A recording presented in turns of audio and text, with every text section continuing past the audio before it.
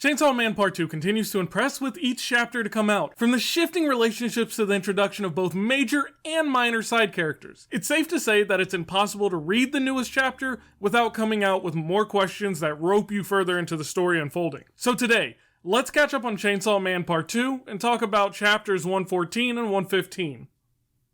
Chapter 114 was more of a cast establishment for this arc. It uses its pages to tell us who's going to be active in this arc, including the school's Devil Hunter Club and Yoshida, which in and of itself throws a curveball into the mix. We have the other Chainsaw Man, which after chapter 115 we come to learn that he's just another superfan and had the starter surgically added to his chest. This adds a certain depth to discovering who the real Chainsaw Man is for Asa and Yoru. How many people have been surgically altered to claim that they are Chainsaw Man? Doesn't help that we still have a fake Chainsaw Man on the loose. However, we do know that the Justice Devil is still at the school. It wouldn't be hard to assume someone who's a super fan of Chainsaw Man could see him as the ultimate form of justice. So upon making a deal with the Justice Devil, is able to turn into Chainsaw Man. Then we have Yoshida, which opens up a significantly larger amount of questions, but at this point, we can just assume that he's been following Denji, or maybe he's aware of who Asa is and is following her. Either way, he's there as well, so Denji can't just announce to everyone who he is. Another small character to note is who I would guess is Kobeni's brother. With Kobeni out of the public sector, her brother wouldn't be getting the money he needed to pursue a higher education. And in this chapter, they state that they joined this club as they were told it's a better way to get a scholarship. Then there's the lack of Yoru within this arc, and that seems to be taking its toll on Asa, but we might talk about that shortly. Chapter 114 mainly sets up a few things, starting with the fact that Asa doesn't eat fish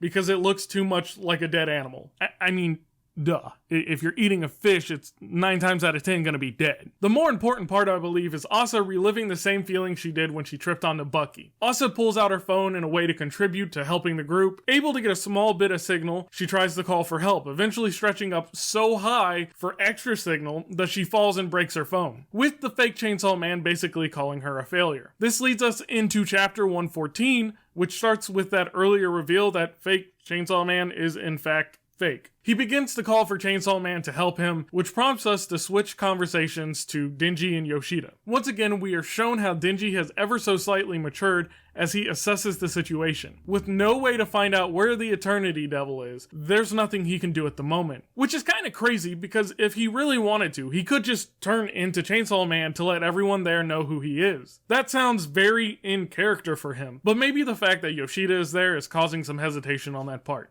After finding out that Yoshida has all but given up, we get slapped with some pretty big foreshadowing, if I had to take a guess. Yoshida says, "Do you think Chainsaw Man would eat it for us?